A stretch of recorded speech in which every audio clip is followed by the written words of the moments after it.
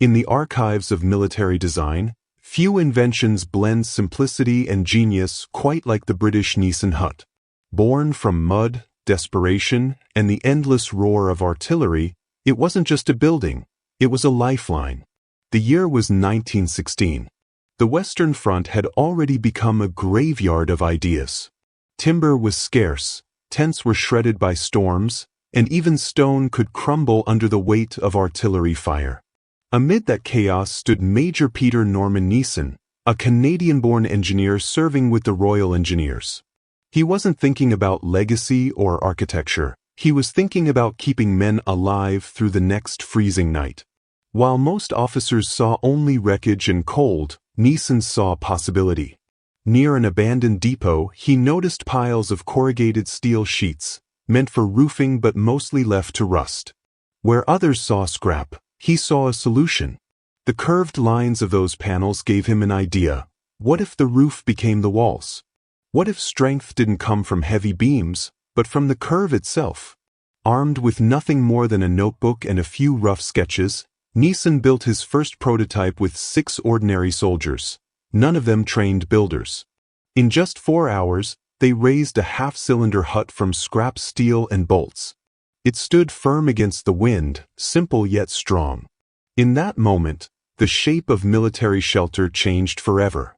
The War Office was skeptical at first, but when 20 Nissen huts were built at Richborough Port in record time, skepticism turned to astonishment. No carpenters, no blueprints, no delays, just soldiers and common sense. The army immediately ordered 10,000 units before winter. By the time the Somme offensive began, Nissen huts were rising faster than trenches could be dug. Each hut was a masterpiece of practicality, curved sheets pre-drilled for perfect alignment, wooden ends ready to bolt on, and packing diagrams so precise that a complete hut could fit inside a 3-ton truck with room to spare. 6 men could build one in a day, no architects required. Inside, it was plain but precious. A wooden floor lifted soldiers above the mud, vents allowed airflow, and the arched frame deflected blast waves that would have flattened ordinary walls. It was light enough to move, strong enough to survive shellfire, and cheap enough to build anywhere on Earth. By 1918, over 100,000 Nissen huts stood across Europe, Africa, and the Middle East. They became Britain's quiet army of steel, barracks, hospitals, storage depots, identical, efficient, and unmistakably British. Soldiers joked that the huts might outlast them, and in a way, many did. Peter Nissen never profited from his invention. As an officer, he wasn't entitled to payment, though he was later allowed to patent it. After the war, he returned to civilian life, a modest engineer who had unknowingly shaped the blueprint for every future battlefield shelter. But across the Atlantic, another army was watching. And when war came again, they didn't just admire Britain's steel miracle, they decided to recreate it. By the early 1940s, another world war loomed, and across the Atlantic, the U.S. military faced the same age-old problem: how to house thousands of troops fast, efficiently, and anywhere on Earth. When American engineers studied the British Nissen Hut, they were impressed, but not convinced. To their eyes, the design seemed too simple for an industrial superpower. America believed it could do better. At the Quonset Point Naval Air Station in Rhode Island, U.S. Navy engineers began experimenting with their own version in 1941. They kept the general idea: curved steel panels, prefabricated parts, fast assembly, but adjusted nearly everything else. The result was the Quonset Hut, named after its birthplace. It was bigger, heavier, and more spacious than the British original. The standard size grew to 16 by 36 feet, later expanded to 20 by 48 feet, with solid plywood ends, doors, and insulation for cold climates. The Americans wanted comfort, not just survival. Within 60 days of development, the first prototypes rolled off production lines. Soon, Quonset huts were being manufactured faster than ships, more than 150,000 by the end of the war. On paper, it looked like an improvement. In reality, something vital had been lost. The British Nissen Hut wasn't just about materials. It was about mathematical balance. Nissen's curved steel shell distributed weight evenly, allowing his huts to stand without internal supports or heavy foundations. The curve was precise. Every inch of its radius carried structural purpose. It was strength through geometry, not brute force. The Americans, however, made the curve wider and flatter. This gave soldiers more headroom, but it also changed how stress traveled through the frame. The new Quonset design was sturdier by calculation but less efficient in practice. It required more materials, more insulation, and often a proper foundation to stay stable. The genius of Nissen's lightweight adaptability had quietly vanished. Yet to the U.S. Army, speed mattered more than perfection. The Quonset hut could be packed flat, shipped overseas, and assembled by untrained soldiers in the jungles of the Pacific or the deserts of North Africa. From Guadalcanal to Okinawa, their rounded silhouettes became as familiar as the sound of B-17s overhead. Troops called them tin cans or half-moons, but to many, they were a piece of home far from home, dry, durable, and oddly comforting amid chaos. Each nation's version reflected its mindset. Britain's Nissen hut was born of scarcity, light, quick, and minimal. America's Quonset was born of abundance, strong, adaptable, and industrial. Both designs succeeded, but in different ways. The British hut embodied necessity, the American one represented power. One was shaped by mud and urgency, the other by machinery and mass production. Still, by 1944, entire bases, hospitals, and offices across Allied territory were built from Quonset huts. Soldiers slept, healed, and worked beneath their steel arcs. They became icons of mobility and modern warfare. But hidden in the story was an irony. In trying to improve the Nissen hut, the Americans had copied it too perfectly and imperfectly at the same time. They replicated its shape but not its soul. And as the war raged on, that missing element would quietly reveal itself, not through blueprints, but through experience on the front lines. Because when efficiency meets excess, one always bends before it breaks. By 1944, both versions of the curved steel shelter, the British Nissen Hut and the American Quonset Hut, had spread across the globe like steel seeds. From the sands of North Africa to the jungles of Burma and the frozen airfields of Alaska, their half-moon silhouettes marked the footprint of Allied power. Yet even as the huts multiplied, a quiet truth began to emerge. The design built for survival was never meant to disappear. For soldiers, these huts were more than structures. They were symbols of endurance. In Britain, troops lived in the original Nissen huts, simple, cold, but reliable. In the U.S. camps, Quonset huts came with plywood walls, insulation, and even stoves. Where one nation built for necessity, the other built for comfort. Their philosophies were stamped into steel. But the difference ran deeper than appearances. The British huts could be assembled almost anywhere, grass, dirt, or mud. Their lightweight frames needed no foundation. The Quonsets, heavier and flatter, often required preparation. In the controlled efficiency of American bases, this wasn't a problem. But in the unpredictable front lines of the Pacific, that difference became painfully clear. When monsoon rains turned airfields into swamps, Nissen's original curvature, perfectly balanced to shed water and resist wind, proved its worth. American engineers admired their own handiwork but quietly admitted that the British curve was a masterpiece of geometry they hadn't quite replicated. Still, the Quonset hut thrived. It was larger, easier to modify, and better suited for long-term bases. Inside them, soldiers found warmth and a sense of order amid chaos. Entire towns of steel sprang up overnight. Field hospitals, offices, workshops, and chapels, all under curved roofs. By war's end, the Quonset had become a symbol of American logistics, the ability to build the world's largest military machine, one prefabricated hut at a time. Meanwhile, the Nissen hut remained what it had always been, a tool of survival.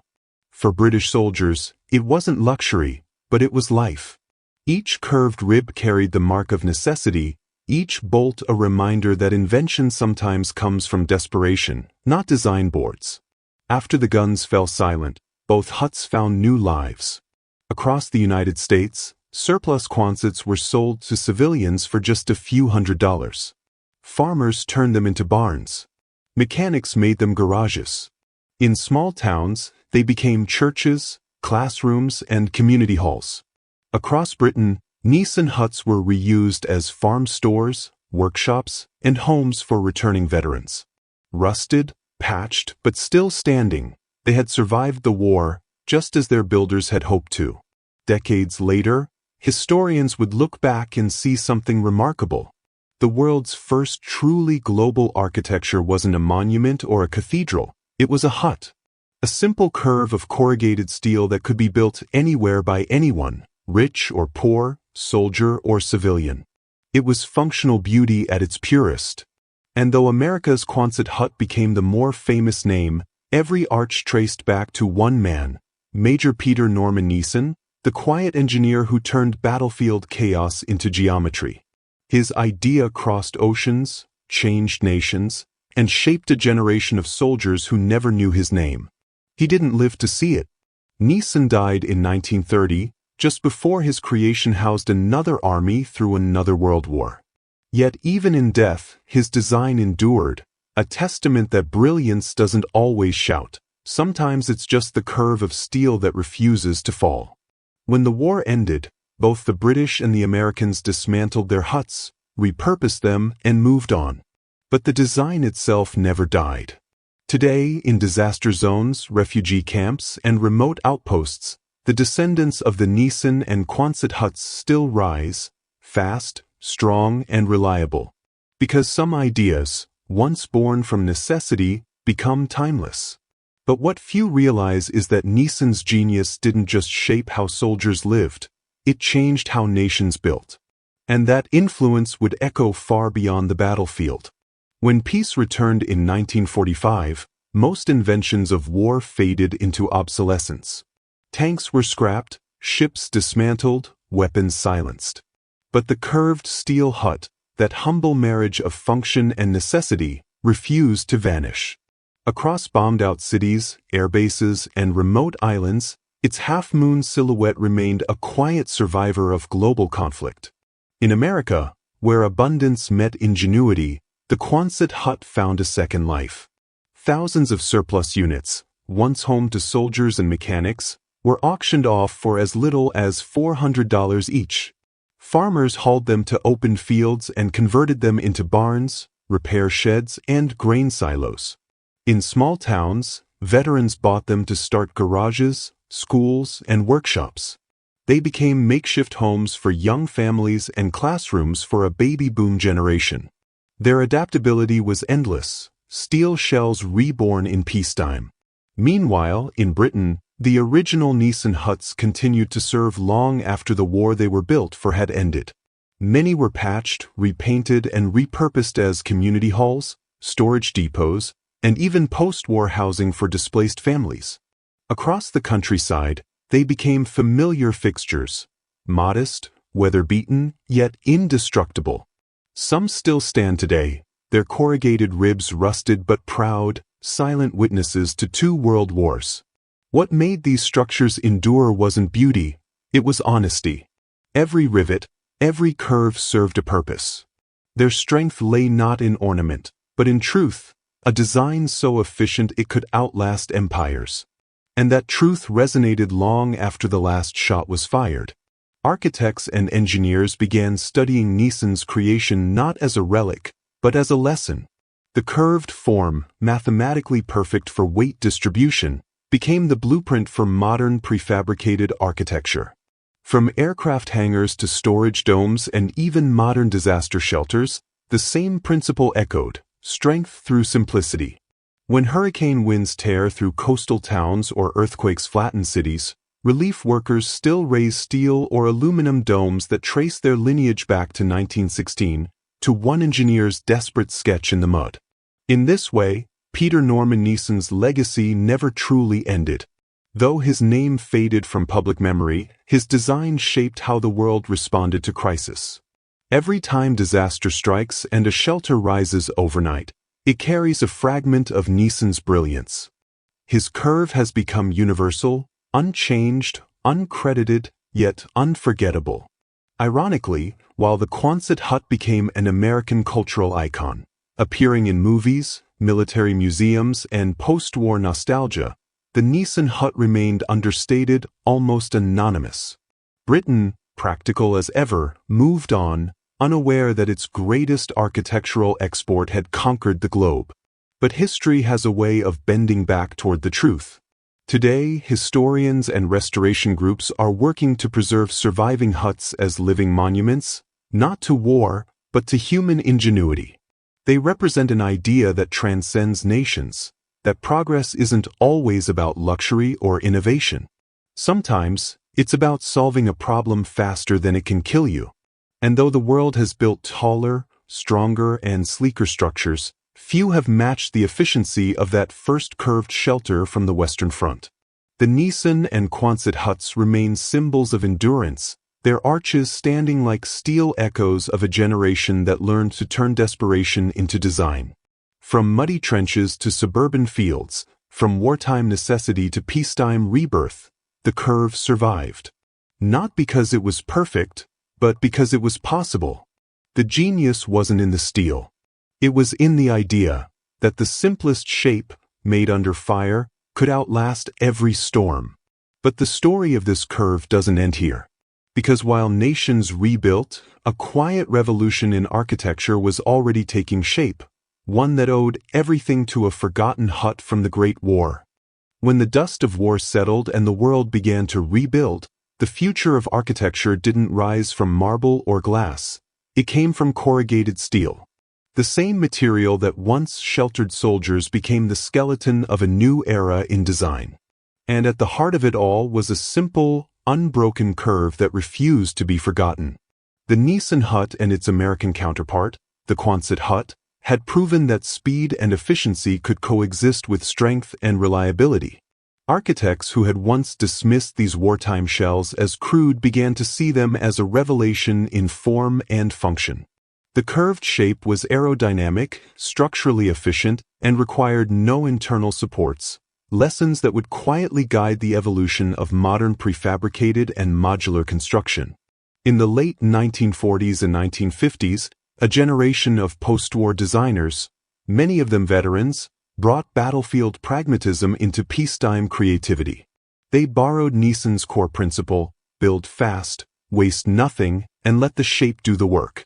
Across the US and Europe, new forms appeared: arched airplane hangars, storage domes, and prefabricated homes. Even the sleek mid-century A-frame cabins and portable classrooms drew inspiration from the same efficient geometry. To engineers, Nissen's curve was more than a wartime solution.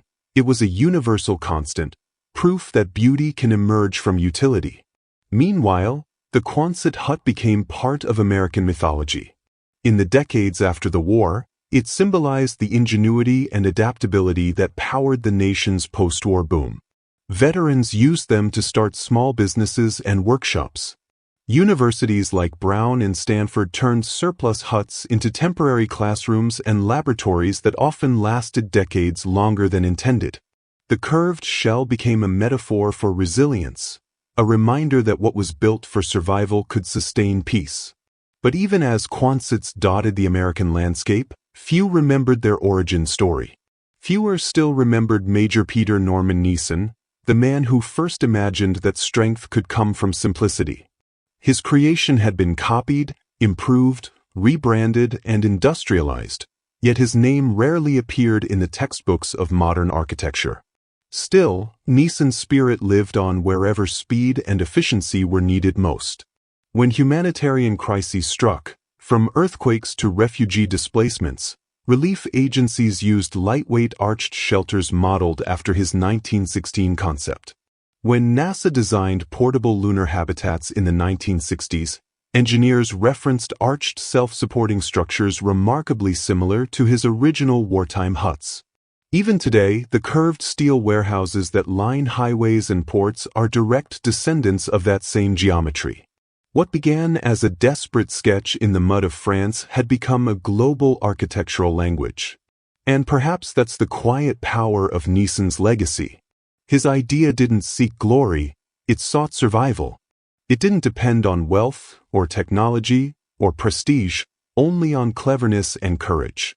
More than a century later, the Nissen hut endures not just in its shape, but in the philosophy behind it. The simpler the solution, the longer it lasts. That truth transcends war, industry, and time itself. And in that way, Nissen's curved shelter has achieved what few monuments ever could, immortality without fame. But hidden in the story of its endurance is a final irony, because while Nissen's curve shaped the modern world, the man himself would never see how far his invention traveled. In the story of war and invention, heroes are often remembered by their victories, not by the quiet genius of their ideas. Major Peter Norman Nissen belonged to that quieter breed, the kind of man whose brilliance changed lives but whose name faded into the background of history. After World War I, Nissen returned to civilian life without wealth or fame. The British War Office allowed him to patent his hut design in 1919, but as a serving officer, he wasn't entitled to profit from it. He never complained. For him, the satisfaction came from knowing his invention had saved lives, sheltered soldiers, and helped his country endure. He continued his engineering work modestly, rarely speaking of his wartime creation. In 1930, pneumonia took his life at the age of 58. He died before the world learned how his curved steel huts would return 2 decades later to serve another generation of soldiers across continents. When the Second World War erupted in 1939, Nissen Buildings Limited, the company founded from his original patents, waived all royalties so Britain could produce the huts freely for the war effort. It was an act of patriotism true to Nissen's character, humble, practical, and selfless. While the design became vital once again for Allied troops, few remembered the name of the man who had drawn its first curve in a mud-soaked notebook. Across the Atlantic, the Americans were celebrating their own version, the Quonset Hut, as an emblem of industrial might. Newspapers hailed it as a marvel of American engineering. Yet, deep in the U.S. Navy archives, the truth was preserved in a single line. The Quonset Hut is an adaptation of the British Nissen Hut. It was a quiet acknowledgement of where the idea had truly begun. America had copied Britain's brilliance, but with respect, not rivalry. They had refined the materials, expanded the design, and scaled production beyond anything Britain could imagine. But they never denied its origin. In the decades that followed, both nations forgot the man but kept his idea alive. The huts stood through peace and crisis alike. After the wars, their curved silhouettes dotted rural landscapes, military bases, and city outskirts, rusted, repaired, reused. For many, they became nostalgic relics of an era when invention was born from necessity, not ambition. Yet, in a poetic twist of history, Nissen's genius outlived his anonymity. As the world entered an age of rapid construction and global mobility, his principles quietly resurfaced. Every prefabricated shelter, every curved hangar, every portable building carried the DNA of his design. Architects rediscovered the elegance of efficiency, engineers admired his math, and historians began piecing together the legacy of the man who gave geometry a heartbeat. Today, across Britain and beyond, preservation groups restore surviving Nissen huts as heritage landmarks. Their corrugated skins may be scarred by time, but their strength endures, a testament to one man's refusal to let soldiers freeze in the mud. And perhaps that's the ultimate definition of greatness, to build something so useful, so universal, that it outlives the memory of its maker. The Nissen hut did not just change how armies lived. It changed how humanity thought about building, fast, efficient, and honest. It was never meant to be beautiful, yet a century later, its beauty lies in what it represents, survival through simplicity. So, when the wind rattles through an old steel arch on a forgotten airfield, it hums the legacy of Peter Nissen, the engineer who bent metal and history into shape. And though his name may rest quietly in the shadows of time, his design still stands tall in the light of every sunrise that touches a curved roof born from war. Time has a way of erasing faces but preserving shapes.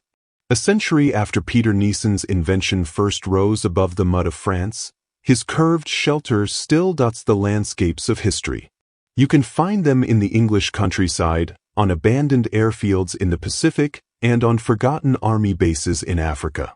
Most are rusted, patched, and weather-beaten, yet they still stand, quiet monuments to ingenuity born from desperation. What began as a wartime necessity evolved into a global symbol of practicality.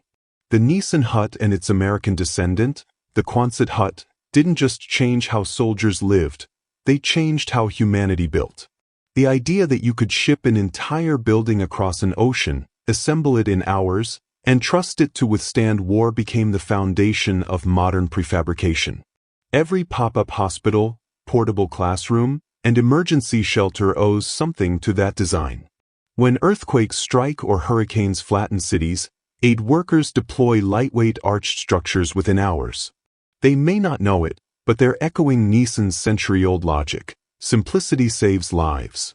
The same geometry that shielded soldiers from shellfire now protects families from storms. It's as if that curve, drawn in the mud of the Somme, learned to transcend war, carrying its purpose into peace. In America, the Quonset Hut's legacy took on a life of its own. During the post-war boom, they became part of the national identity. Photographs from the 1950s show entire suburban communities living, learning, and working inside repurposed Quonsets, veterans turning them into homes, entrepreneurs transforming them into workshops, and universities converting them into classrooms. To the U.S., the Quonset became a metaphor for the can-do spirit, proof that ingenuity, not luxury, could rebuild the world. Meanwhile, in Britain, Nissen's original huts stood quietly, never glamorous but always useful. They survived winters, storms, and neglect. Some still serve as farm stores and community halls, their steel ribs arching like the bones of endurance. For historians and engineers, they remain physical reminders that sometimes the simplest solutions endure longest. Architectural theorists now recognize Nissen's work as an early form of sustainable design, efficient, recyclable, and built with minimal waste. Long before the age of carbon footprints and green building standards, Nissen's huts embodied principles the world would later call eco-architecture. His design used every inch of material with purpose, proving that necessity can inspire not only survival but also sustainability. And perhaps that's what makes the story of the Nissen Hut timeless. It isn't about Britain or America, invention or imitation, it's about human adaptability.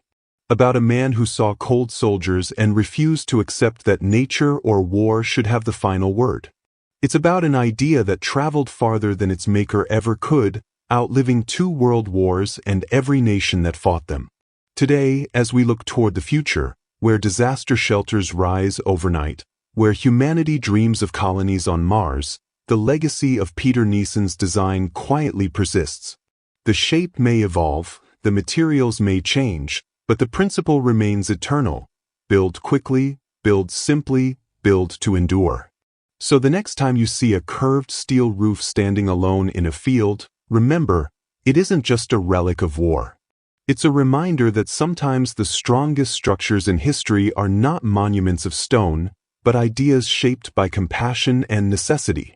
The Nissen Hut began as a shelter for soldiers. It ended as a symbol for everyone who ever needed safety. And in that way, the curve never ended. It simply kept standing.